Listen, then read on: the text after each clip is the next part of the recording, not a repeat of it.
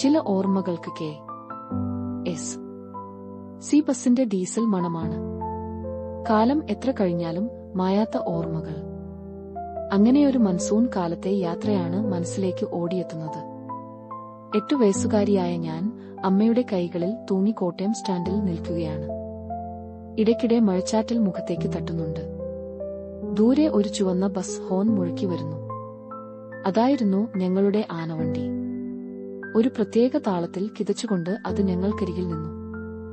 ജനലിന്റെ കമ്പികളിൽ പിടിച്ച് മഴയിലൂടെ മുന്നോട്ട് കുതിക്കുന്ന ആ ബസ്സിനകത്തിരുന്ന് പുറത്തേക്ക് നോക്കുന്നത് അന്നൊരു വലിയ ലോകമായിരുന്നു.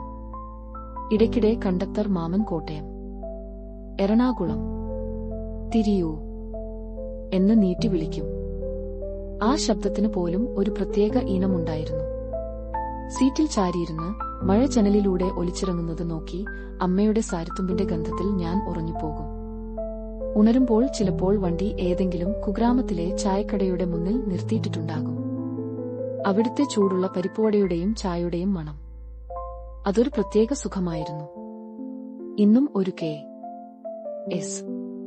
സി ബസ് കാണുമ്പോൾ ആ മഴക്കാല യാത്രകളും അമ്മയുടെ ചൂടും കണ്ടക്ടർ മാമന്റെ വിളി ശബ്ദവും പരിപ്പുവടയുടെ മണവും മനസ്സിൽ നിറയും. അതൊരു യാത്രയായിരുന്നില്ല, സ്നേഹത്തിന്റെ,